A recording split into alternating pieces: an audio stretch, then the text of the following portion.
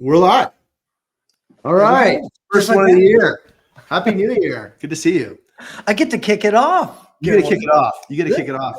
Like I was saying earlier, you catch me the first time being healthy in like 3 weeks. So I feel thrilled to actually be talking to you and having like a clear voice. Got you at the top of your game. Well, on the upward arc, that's for sure. Right. Well, appreciate everybody for joining today. We've got Todd Thorpe from Cambium Networks. I think what's exciting to talk about today, or Cambium, is Todd's long career in selling in multifamily. You've been in telco in the multifamily side for a long time. So lots of experiences and lots of time seeing that whole, that whole market change in terms of technology and things that it solves. And then, and obviously, I think what's also really special about you and your experience is that you've been the kind of guy that's given back a ton to the industry with respect to education, podcasts, and sharing the ideas. And so, it's not like you've been just sitting there taking orders. So I really appreciate all the work that you've been doing. We appreciate all the work you've been doing to share your background and your experience. And it's outstanding. So we'll kick it off with the normal question we always start with. So everyone listening, the purpose of Getting to Hell Yes is to think about the buyer's journey. And what's really important to hear from all the sellers that are out there is that we're looking to figure out a little bit around why people make decisions and why they commit to change. So it isn't about pitching and pitching and pitching. It's about finding a fit with a buyer that's looking to solve a problem or relieve pain within their current existence. So that's kind of as a frame for everybody listening, as a reminder for the full year, kind of set the frame for this conversation. And Todd, tell us a little bit about yourself. How did you do this role? And then ultimately, who's your hell yes buyer? Who you're looking for out there? Well, thank you, Guillermo, first of all, for having me on. And I'm looking forward to the next half hour, 45 minutes, and really trying to talk about that hell yes, which everyone is trying to get to. And we can say that on the internet, right? We can say hell yes. H-E-double toothpicks, right? Yeah. So my journey, real quick, is very interesting. And I think I posted about this a week or two ago. I went to college to be a film director. I was going to be the next Steven Spielberg. And I went to work in 1989 for a cable company. It's Cablevision. And that back then, cable companies were doing cable access programming, the Wayne's World, right? That kind of, public access programming, which you don't really see much of anymore. And the intent was this was just going to be kind of like a temporary gig before I went out to Hollywood and struck it rich. And it never happened. I mean, one thing led to another, and I entered the cable industry, and that, led to sales and marketing. Had a very long career working for Charter Spectrum, helping to develop their MDU sales program. And here we are today. So I've been in multifamily sales in some capacity for 25, 30 years. Over the last 25, 30 years, and has your customer always been generally the same, or have you had? Yeah, I mean, it's really always been, I don't want to get ahead of ourselves because we're going to talk about the buyer, right, for Cambium in my current role. But really, it's always been about the multifamily owner and the developer and then the resident, because they're the one who moves into that apartment, to that community. And it's up to that leasing staff to retain them, right, to keep them leasing that apartment every 12 months. So, but in my current role right now, it's the MSP, it's the ISP, it's the cable operator who buys our hardware, installs it in a property, could be new build, retrofit, high rise, garden style, student, senior, all the above. But the owner, the developer, and the resident, they're influencers in this buying decision. Interesting. Is it because they've got their own unique needs, like depending on the style of the property? Well, primarily, it's about driving capital cost down and then being able to increase NOI.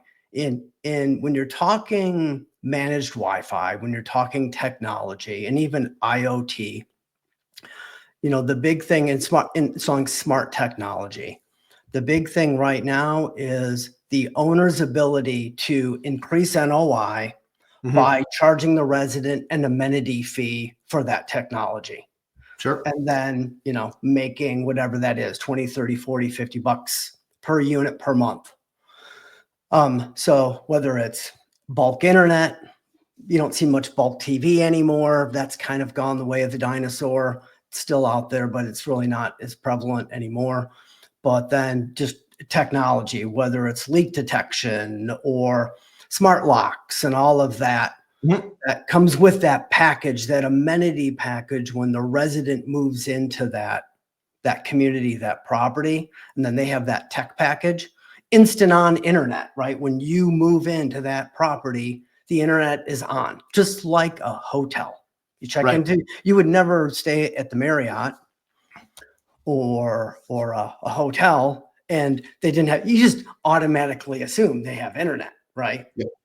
So actually, I was looking at a place over the holiday that had, it was kind of remote location, and they advertised themselves as being technology light. There are no cellular networks here. They were proud of it. Yeah, well, that's their differentiator. There's something you can't fix. So that's their positioning, right? Now that's not where you would live. It was a kind of like it was with the intention of kind of disconnecting, right? Yeah, and that's a good thing, right? Unplug while you stay with us, right? Totally. But nobody can talk. You got to be quiet. Shh, walk around. Right.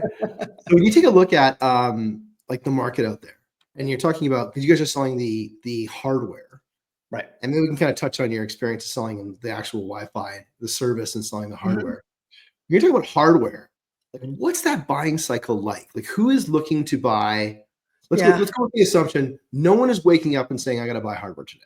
Yep. Today, I'm going to buy access points. That's the first thing I'm going to do. Right. Yeah. No one does that. So why do they think about that? Why are they looking at access points? And what's going on in their life that makes them to say, I need to make a technology decision today? And we only have 45 minutes. We'll try. We can go a little bit over. So, a lot of it has to do with cost. And again, like I was saying, our buyer in my world now is a operator, provider, internet provider, managed service provider, buys our equipment, and then they install it just like a company would install a security system. They need cameras and they need the hardware. Or we were talking about plumbing earlier before the call started. You got to have all of the gadgets and the equipment and the hardware to put a system into place. So it starts with that provider, and being on the provider side for so many years, the way we won deals is in a number of ways. You had to have really good customer service. That was very important. You couldn't let that owner down when you installed. You put in bulk internet, bulk TV, managed Wi-Fi, but a lot of it also had to do with cost. And in order to win a bid, win an RFP, a provider is trying to drive down their costs. There's essentially two things. There's your CapEx cost, which is your one-time cost to install something. And that's on the owner. Generally, the owner writes that check. They can amortize and finance that sometimes into that operating cost. And that's the other component. It's your monthly operating cost per unit. So if you can drive those costs down without sacrificing quality, you end up winning more deals. And for Cambium, that's a big selling point for us, is the cost of our hardware is up to about 40% less than our leading competitor. Okay. But you don't lose any quality. It's right there on par with what they would get if they bought brand X. I would have assumed that the service providers had a kind of standard package that included all their hardware. That's not the case. No, I mean, so there is some standards when you look at design, when you put together a bill of materials and you design a network. And that's the same whether it's in a multifamily property, a hotel, commercial real estate, you're installing network switches, you're installing access points, and you're installing all that hardware. And there's a lot of wiring standards in the industry. Are you going to use fiber versus Ethernet? You don't use a lot of coax anymore, but it's still being utilized. So there's a lot of standards, Mhm. but a provider is really free to use any brand of hardware that they want to install. Some owners are really big on, especially in the hospitality world, that it has to be a certain brand of hardware. So if you're the provider and you're going to install it in my property, you have to use blank. So there is a lot of that in the industry. But beyond that, you're really free to, or if an RFP maybe requires you that you use a certain brand, you're free to do whatever you want. And if you can drive those costs down and still deliver that experience for the resident and for the leasing staff and the property manager, that's a huge win. Because now you've just saved that owner the thousands of dollars. Sure. And so does that bid come up? Like, what is the moment when that bid comes up? Is there typically an RFP for both the service and the hardware? No, usually that's kind of like all in one package. So Mhm. if I'm an owner and I put out an RFP, I'll go to, baby bid that out to 2, 3, 4 providers. And Yeah. then they submit their bid to me. But generally it's kind of an all inclusive. And there's a Sure. lot of owners out there that really, they're pretty generic. They'll have some standards and they'll have some requirements. And I think I did a post on this a while back, is an owner should really be thinking about when they do an RFP, don't make it so generic and vanilla. Yeah. Think about what you want as an owner. And if you don't know, then, what should I be asking? I'd reach out. I'd be happy to give them free advice. But there's certain things that they should be looking for as far as standards, whether it's um, speed to the unit, wiring standards, an access point in every unit versus just a bunch of access points down the hallway. So there's certain things that they should be looking for, and those requirements they should state in that RFP. So, I mean, like in my lifetime of responding to RFPs, I mean, there's we did a lot of helping people write RFPs, Yeah. wiring RFPs for ourselves, and then ultimately responding to RFPs that we probably shouldn't have responded to because we didn't win any of them. Like, how do you guys influence the evaluation criteria? Sorry, do you evaluate? Are you able to influence the evaluation criteria for an owner when it comes to the infrastructure requirements? Well, yeah. So, when we go back to earlier when we were talking about like who's my ideal hell yes, Yeah. ultimately it is the provider, Mhm. the cable operator or the internet service provider who's installing the equipment, because they buy the equipment Right. and install it. But in my role, my capacity is also talking to the owners because they're an influencer of what can be installed because it is their property. So Sure. the owner does have a lot of say in what gets put in their property. And too often, a lot of owners leave it up to the provider to say, well, you put in whatever you think is best. Yeah.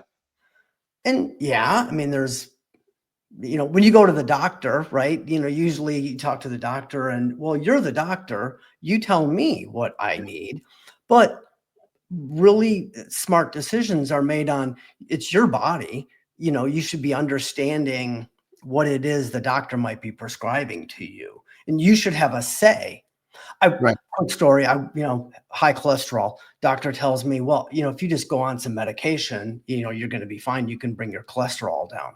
Well, what's another way for me to do it? Well, you can also exercise. Okay, well, I'm just going to try to exercise first before I just take Yeah. Yeah. So do you find that then, so if I'm thinking of the buyer, the person has the problem that's looking to solve is the owner. Like let's just go, for example, I've got no infrastructure. Let's Right. imagine a world where a building has basically no plumbing, right? They've got no infrastructure Right. at all. Everyone's using whatever.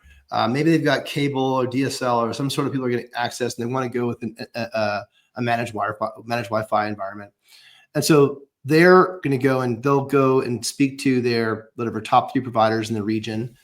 And then at that point, do you guys catch wind of that? I mean, are they at that point, you're catching wind of it at that point to be able to influence the infrastructure specs, or does the service provider catch wind of it and then they come to you? It's both. Yeah. There's not usually one way or the other. I'm out there talking to owners and developers every day. Right. Having conversations like this. I'm actually going to visit with them, going to trade shows and all of that. So I'm having those conversations on a routine basis. But then we also have providers who buy our equipment on a routine basis, and they're, letting us know about the opportunities that they're working on. So it's kind of a combination. It's a partnership because we're in this together. Is it mostly RFP driven? I would say it's probably, predominantly less formal RFP driven, maybe 70-80% where an owner is going to send out a bid, but it's not what you would call necessarily a formal RFP process. There's a lot of consultants who do that. There's some fantastic ones out there who represent clients, and then they put together those formal RFP bids and send those out on behalf of their clients. But predominantly, and honestly, there's a lot of situations where an owner starts to develop a relationship with a provider or a couple, and they like working with them. So they just work with them because they're doing a really good job, right? It's like you got a good electrician who comes to your house because they do a good job whenever you have a problem, or a good plumber or whatever. Hey, I'm going to refer you to, Al's Electric. Yeah. So There's a lot of I'm curious about like the relationship within the property management companies and then the owners, right? So, typical situation is the operator is independent of the owner, works for the owner.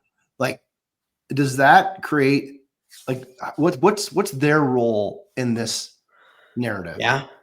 Well, that adds, again, another layer, because as you know, in our business, and some of the people listening and watching and tuning in today, they could be an owner only, and then they hire out the property management to another third-party fee managed company. And then there are the companies who do both. They own assets and they manage their own assets. So the fee-only management companies typically, again, because they don't own any assets, they would be an influencer on behalf of the owner. Hey, by the way, Mr. Owner, have you thought about putting in managed Wi-Fi? I'm getting a lot of inquiries and solicitations from some companies, and here's some benefits of doing it. Have you ever thought about it? Right. So that you see that coming from them too. So you got to hit it from all angles. Do they take that kind of approach where they're seeking to influence the owner's capital investment, or are they just trying to like keep it steady? It's funny. And this goes really in pretty much any industry. Nobody wants to be blamed for recommending something and when it goes bad, right? Yeah. But if it goes well, that was my idea and I brought it, and I saved the day. So there are a lot of owners, or I'm sorry, a lot of management companies who don't really want to have any part of it, because the last thing they want to do is make that recommendation and it goes sideways. And then now they just lost their property management business. Mhm. With that owner, they just got a black eye. And Hmm. Especially honestly, now. there's a lot of owners out there. I've heard this in from so many owners, Guillermo, over my 25 years. Owners are like, well, I don't want to be in the cable business. I don't want to be in the internet business. Yeah. I just want to rent apartments. So I'm going to let whoever provider or providers come in here. The residents can pick whoever they want for their cable, for their internet, whatever. And, they have at it. And that's fine. But at the same time, I think if you take that approach, I think that's kind of a closed-minded approach. Mhm. Rather than being a little bit more open-minded about it, and at least do some investigation out there, because I think what you're going to find is it's not as hard as you think. As long as you find a provider who installs equipment and hardware that's reputable, you're going to be fine. Mhm. And you're going to end up making money. It's going to be profitable. And your property will stand out from the property across the street, Right. because you're offering bulk managed Wi-Fi and they're not. So do you think so then, like, to the hell yes thing, like it's the owner is the buyer, right? There's a series of different influencers. It could be a service provider, it could be the operator, and the owner is trying to solve a problem. Are they trying to solve a ancillary revenue problem, or are they trying to solve an NOI kind of like an occupancy problem? Well, I think it's a number of things. So owners that I talk to, their main focus is selling, renting, right? Yeah, Is keeping their vacancy yeah, rents and down. occupancy. Yep. Yep. Yep, So, heads in bed. yeah, heads and beds. Right. There you Heads in go. bed. So in order to do that, there's a fine line to being disruptive in my own property, versus finding what I can do to make my property more attractive. Mhm.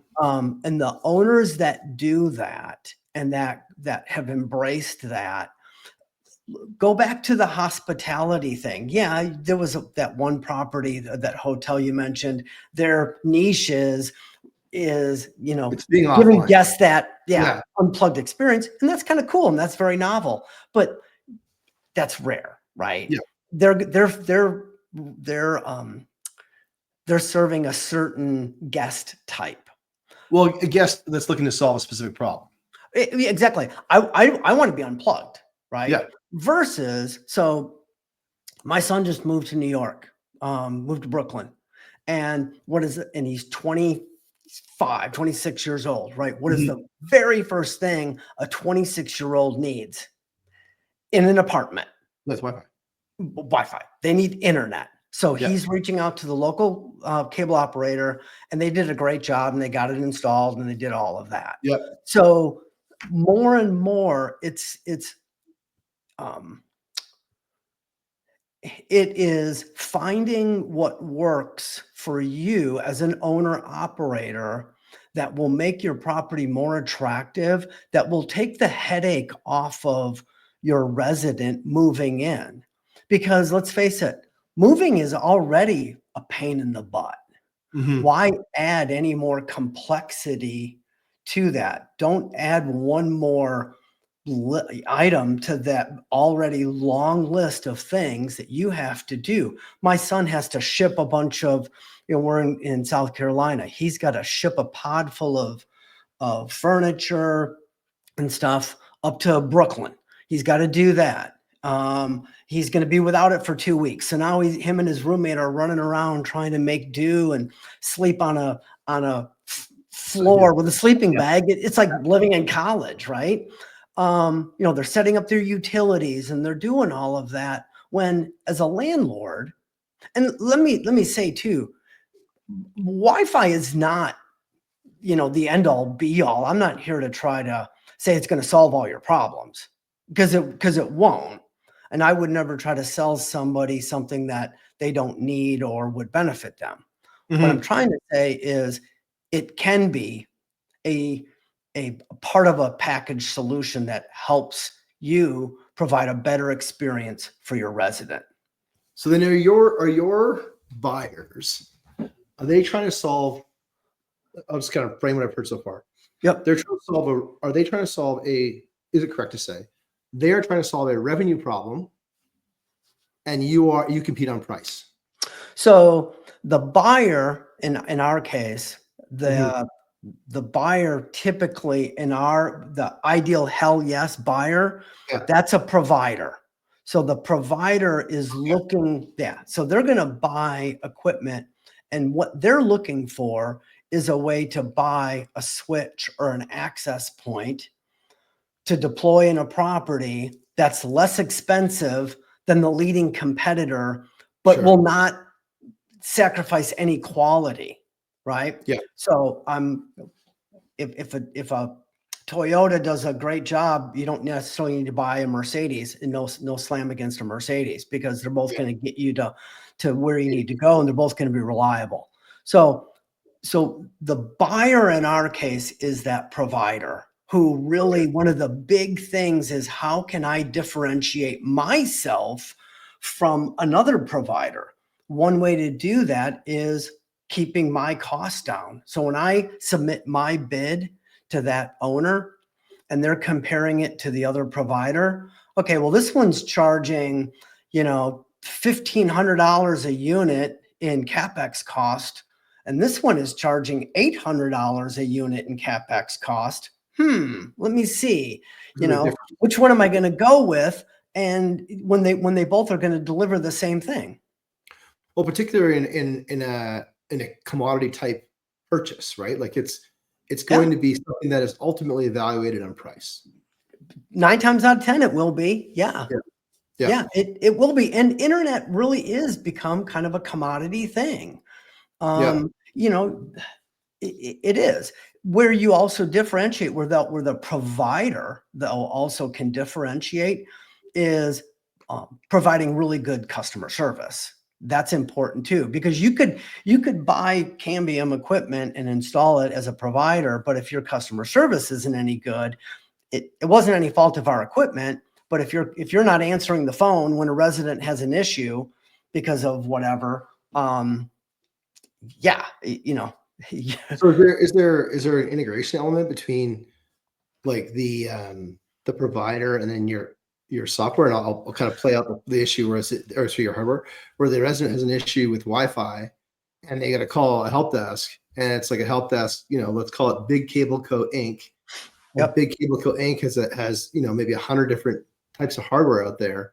Like, is there an obligation from you guys, or is there a requirement to be able to integrate into their help desk systems? Well, and we do, and that's another thing that that is attractive about our solution is we have a platform called CN Maestro, and it's a single pane of glass that the provider uses, and that can either be a standalone platform for them to manage via a cloud the access points and the switching, and be able to have introspection into the data of what's going on at that property, troubleshoot if there's a problem, reset an access point, all of those things, which, by the way, 90% of all the trouble calls that most providers have, doesn't matter who it is the resident forgot their password. It has nothing to do with the equipment.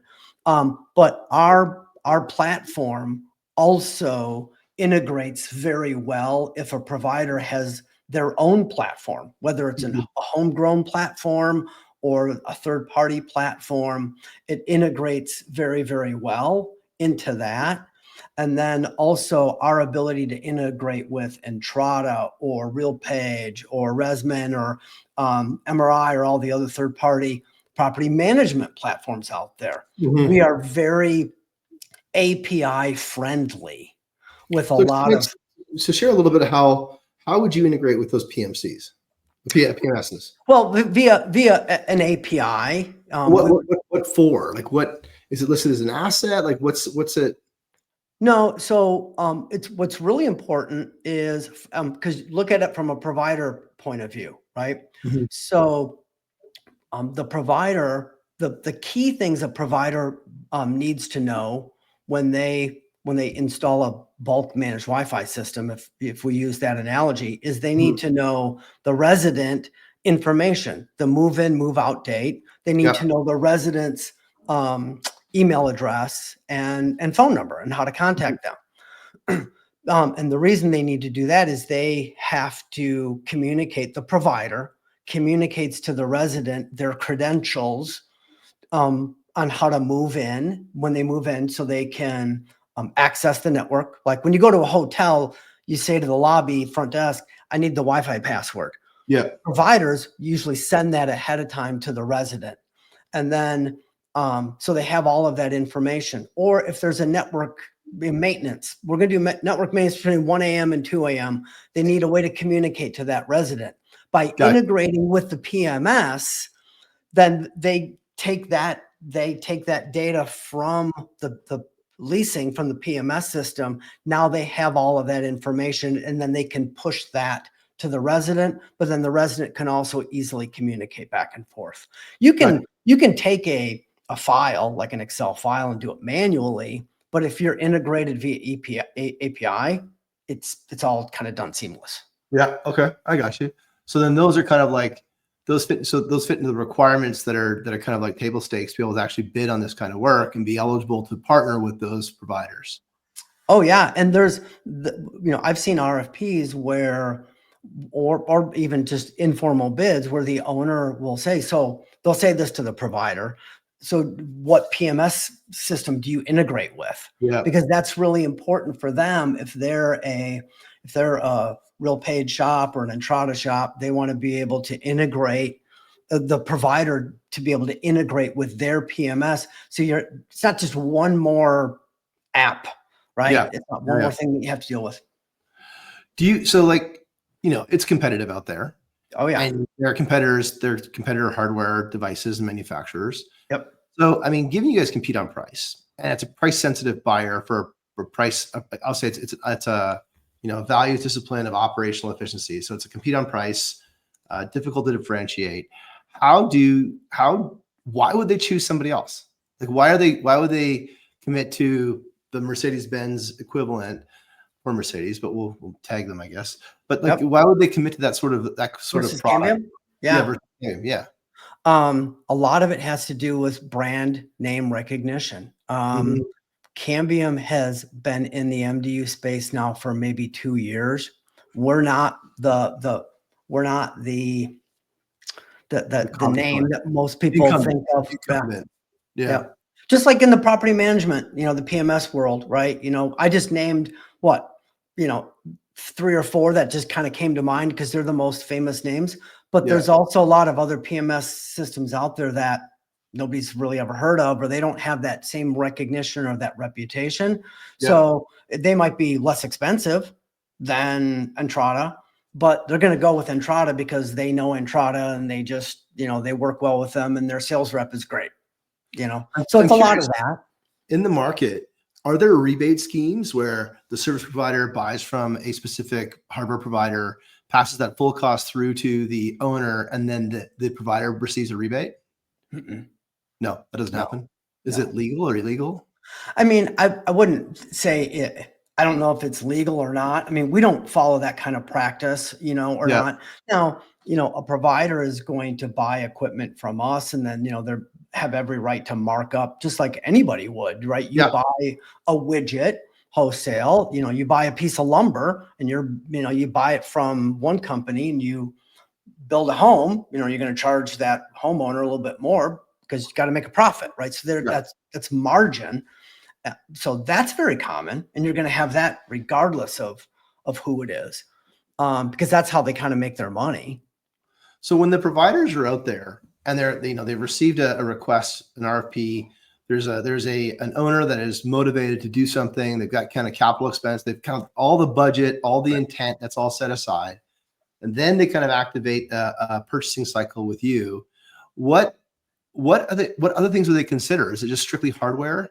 Like how are they considering Cambium versus your competitors? When you're talking about they Like, being, what's the evaluation grid look like? and when you're talking about the evaluation coming from the end user, like the owner, or from the like ISP? Yeah, your hell yes buyer, the ISP. Yeah, I mean the buyer, what they're looking for again is what can they do to drive their cost down in a way that's going to help them win more business. Yeah. And if they're looking at us, obviously it's total cost of ownership. We're able to drive that cost down for them. But we also offer great customer service and a platform. We have a platform that we sell access points, we sell switching, we sell fiber components, we do fixed wireless, which is putting a microwave on a building and shooting, right? Yeah. So we call that our one network. And then we have our CN Maestro platform. We call that our one network. So one of the things that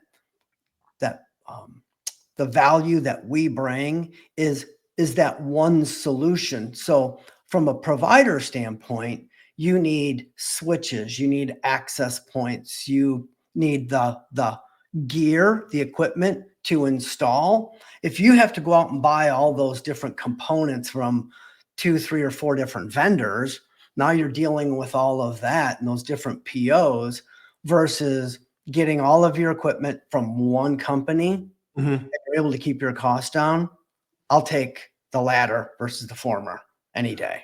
So that's a big value that we bring. Yeah. So being new to the market, like, do you have to insulate against the kind of like novelty, the newness of Cambium versus the incumbents? How do you do that? Yeah, I mean, well, first of all, I never talk bad about our competitors. Sure. I'm going to go out there and I'm going to talk about our product and what we do. And it's really just, it's things like this. It's, going to trade shows. It's networking. It's getting our name out there. And, it's hard, but I think we're doing a really good job in telling our story because we have a great story to tell. We have a very worthwhile story to tell. We have a product that is very disruptive in the market, and we have something to offer. And I'm not saying we're going to displace, any one company or 2 companies out there, but we are a viable option for owners and providers to be considering when they're putting bids together. And so, like, we see each other at all the kind of multifamily conferences, et cetera. And so is that kind of like why you're at the shows, is to educate the ownership groups about another alternative?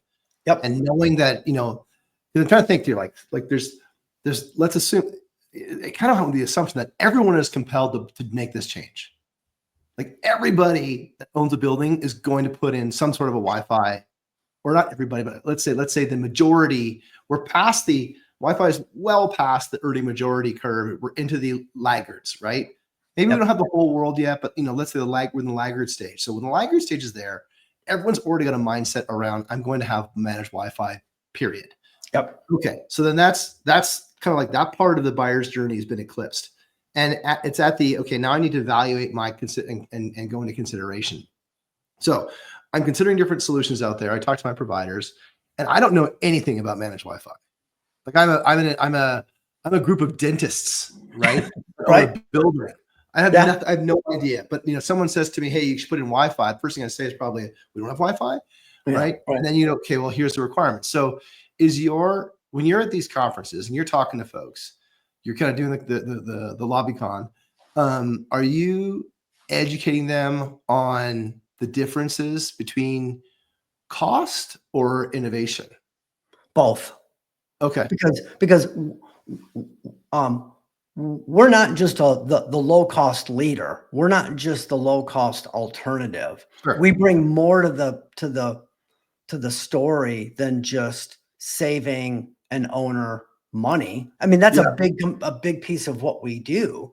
And in some cases, like I said, it's up to 40% less that an owner would save. And you put in 1,000 unit property, 1,000 access points and some switching, you could be talking 6 figures easily. I mean, it adds up really, really fast.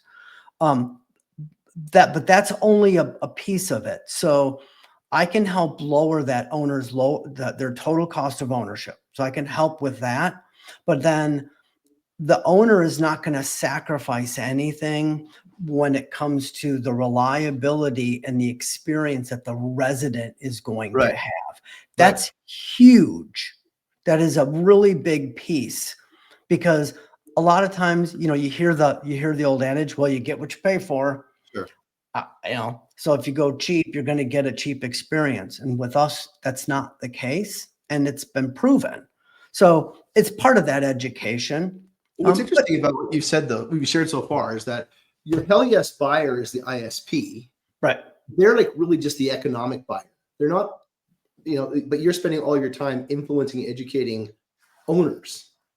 So there's a bit of there's 2 steps to it. Like the owners have to be educated enough to inform the buyer that this is the criteria for our shop. And that's what kind of makes your job hard. It does. The people you're influencing are different than the people that are buying. The ISP or the MSP, they're the hell yes buyer, and the owner is the heck yes buyer. They're like the sub buyer. Does the ISP, I mean, do they how much do they care about the hardware they actually choose? Well, they just want hardware that fits their owner's specs. They want hardware that works. They want hardware that is going to help them win a deal. And they want that hardware to work when they go to put it in. They want reliability. They want support. Nothing is perfect and 100%. So if there is, something does go wrong, we're there to support them and take care of it right away. And not just, set it and forget it, right? And walk away. But the owner does have a lot of influence. Some owners really don't care. They're just like, you know what, Guillermo, you put in whatever you want. I really don't care. I'll leave it up to you. I trust you. And that's fine, I guess, if you have a partner that you really rely on. But there are some owners out there that say, nope, it has to be brand X. I want brand X access points in my property. Otherwise, I'm not doing business with you. So my job is to talk to those owners that, well, have you ever considered Cambium as an alternative? Yeah, I've heard of Cambium, or maybe never heard of you guys, right? Because then I would tie it together. The hell yes buyer is actually an ISP who is specifically looking for Cambium hardware, right? Because if they're looking for just hardware, they're not hell yes. Oh, right, all right, yeah, right. They're specifically looking for Cambium, which means that's why you've got to do the education piece on the owner side. Because as a challenger brand, you got to change the convention of the buying criteria. And so as a challenger brand, change the convention of the buying criteria with the ownership group, because they're the ones that are writing it or thinking about it. And then really the ISPs is kind of almost just a procurement vehicle at this point. Well, because kind of. Criteria has been established by the owner that you educated them. Think of it as almost, I don't know, maybe a stupid analogy, but like an HVAC company that they install Trane, they install Lennox. There's certain brands of air conditioning units that they're going to install in furnaces. And some of them, they might sell and install several different brands. They may be loyal to one. And as a homeowner, you may say, gosh, you know what? No, I'm a Lennox person. My dad, always put in Lennox, and that's what we always do. Or I would never put Lennox in my house because I hear it's terrible. I'm Trane all the way. So it's kind of similar to that. Yeah. So there is that. Right now we are not the well-known brand out there, but challenger brand. But challenger brand are great to buy, right? Like it's the old like we're number 2, we try harder, right? Like it's the really dating myself, but like the we have actually a lot of our customers are challenger brands because they have to do something different. Right. Right. If you're in the incumbent, you typically are just catching orders, you're catching wins. Whereas when you're a challenger, you've got to create wins. And so, you know, what I'm hearing that you've done is that you realize that in order for you to convert the ISPs, you've pulled the thread, follow the money, right? You follow the money and it comes from the owners. And so I'm going to educate the owners on another alternative out there. So they're walking in asking for a name brand, Cambium, and they're saying, you know what, this is actually my definition. It's got to fit this spec and this price and this quality of service.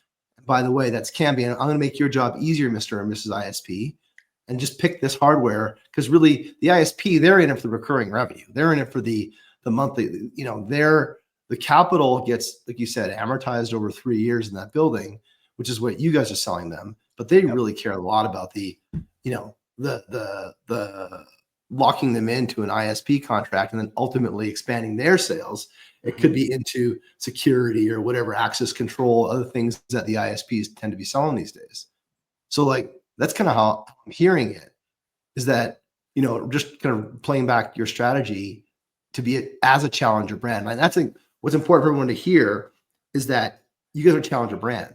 And that means you have to do something a little bit different than everybody else. Because everybody else might just compete on price or even existing distribution partnerships. Like, you know, the story about the Lennox train and carrier, like it's in my experience that the vendors do not deviate from their primary provider. Like if you're a train installer, you just install train. Yeah. If you're Lennox, you just install Lennox, and that's how that's vertically integrated in that market. And so, you know, I think what's interesting to hear is okay, so the ISPs transact, the owners influence, and they create the choice to choose a challenger brand for various reasons that you've educated them on. That starts brewing up the hell yes. Like when you've talked to an owner, an owner may actually identify, you know, because you're out there doing the hand-to-hand combat, the owner may learn that there's a new way directly from you and then say, okay, I want to make a change. And then you bring a deal to the ISP. Which we do that all the time, right? Is bring that kind of lead over, make that introduction to the ISP, because they didn't have that relationship before. And I've been in this business long enough where I do have a lot of those relationships. That makes perfect sense. I'm trying to kind of feed the machine, so to speak. Well, because you're a challenger brand, right? So you yourself are an entity.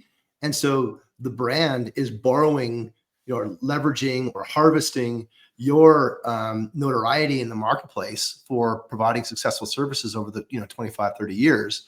And that's part of their leverage point, right? That's why they hired you. Or that's why I would hire you. I'll put it that way, right? That's why I'm here. Yeah. I get it. So then the hell yes side of things, I think what's kind of taking a long way to get there is it's really an owner who is, because if we assume the ISP part is commodity, in your eyes, the ISP piece is commodity. The hardware is differentiated. You get the owner is solving a problem around Wi-Fi, and they've got a time wall that might be Spring or whatever their time wall is, but they've decided to make a capital investment. You can influence the investment through your conversations, your hand-to-hand combat, and then ideally you're bringing the deal to the ISP. That to me sounds like that's hell yes, because you've already got the owner in the bag, and then now you can go bring the ISP in, and then it's this RFP might even be two RFPs, a hardware RFP and a service RFP, or it's just already pre-wired for you guys. And that is 99% of what I do. Yeah, I'm out there talking to those influencers, and I'm bringing those opportunities to our ISP partners, and making that love connection, if you will. So then I'll kind of close out with kind of last few questions here. So I'll frame this in terms of for challenger brands, right? Because that's the context that we're kind of like really nailing today. Yep. For challenger brands, what's the one piece of advice you would give to sellers trying to find hell yes? Oh, like if like a challenger brand, for a challenger brand. So let's imagine I'm a brand new camera company. Right? Yeah, right. you're giving me advice to how, and I'm competing against the incumbents, right? Like, what's a piece of advice you would give them that's trying to establish a position in a marketplace, trying to find a hell yes buyer? Is I wouldn't take necessarily the traditional route. You're going to have your traditional marketing and support, but you have to find out a way to differentiate yourself and make noise in the marketplace. I think Mhm. social media and LinkedIn is probably one of the most underutilized platforms right now Mm. to be able to do that. I would encourage any challenger brand to adopt a very strong LinkedIn strategy Mhm. and being able to develop that through social media and posting, and then networking, podcast appearances, and LinkedIn lives like we're doing here, Mhm. because that's what will get your name out there faster than anything. And that's really what you need to do is challenger brands. The challenge is nobody's heard of them. That's right. Or That's right. So let's say this to every challenger brand out there, right? If you're a new property management company, you're a new whatever, right? If you're a challenger brand out there, your piece of advice is educate the market using the platforms that everyone's at, the water cooler, yeah, on why you're different, or even just about differences, yeah, right? that's it. And that's why you're at the conferences. It all makes sense now. But I think that, like, for challenger brands trying to establish the market or a foothold in the marketplace, the convention of who is writing a check might distort the work they have to do. That's exciting. Yeah, That's good intel. That's really good intel. Thank you for that. I think that for everyone out there who is, and especially in a world where there's full of prop tech people, full of, like, let's say a brand new person is thinking about a PMS, right? They're out there building something and want to go against the incumbents, the big huge gorillas in the room. They've got to get out there and educate, SaaS right? provider, new platform. Yeah, Yep. Yep. I love it. Who should we talk to next? Scott Casey Oh with yeah, Scott. Scott's a gem at Rover. Yeah, I'll have Scott on here. Yeah, we've been chatting a bunch. He was my roommate at Optech, actually. Yeah, did he snore? we had separate rooms. It was fantastic. They made a mistake and put me in, like, I don't know if whoever was at Optech. There was like no rooms available anywhere. Oh, I heard about this. I think Chris Kimbrough told me that. Bro, yeah, there had no rooms anywhere for anybody. Literally, it was no rooms in the inn, and I had been, like, mysteriously upgraded into this 3-bedroom suite across the street. And I Nice. was like, okay. And I had a 1-bedroom and they kept, like, trying to pitch me on an upgrade, pitch me on an upgrade. And I was like, no, no, Right. no, no, no, I'm fine. And then I get there and I'm like, what is going on here? I have a full kitchen and all this stuff. I could have a party there. Anyways, so Scott and I are due to catch up post Christmas. So I'll reach out to him. How can people get a hold of you to learn more about Cambium and what you've done? Yeah, I just find me on LinkedIn. I'm there almost every day. Send me a DM, message request, connection, and todd.thorpe@cambiumnetworks.com. Very good. Or the next trade show. Oh, the next trade show. Are you going to NA? I'm going, NAA, I'll be there. I am going to the annual meeting here, which is in a few weeks. I'll be there. Yep. So let's try to meet up there. But yeah, we'll be at all the big ones. Yeah. So anyone who's looking, so I guess for owners that are out there that are considering a hardware upgrade, install, renovation, or upgrading their amenity services, looking to solve the auxiliary revenue problem, find Todd. He's out there. He can share with you, ways to buy, how to choose, all sorts of things to think about versus just taking direction from your ISP. Everyone out there, thank you for listening today. Really appreciate the tips, especially for those as challenger brands. I think that was a great little thread to pull out there towards the end. Follow us, the podcast. We're on Apple. We're on Spotify. We've got a LinkedIn Live coming up tomorrow with Anthony from Burzin, which is exciting. He's exciting to talk to. Everyone should listen to him. He's got a really cool perspective on things. And Todd, looking forward to seeing you. I'll see you at the annual meeting in January, at the end of January here. Appreciate everyone for tuning in. Great intel, and have a wonderful day. Thanks for having me. Take care, everyone. And stream. And we're good.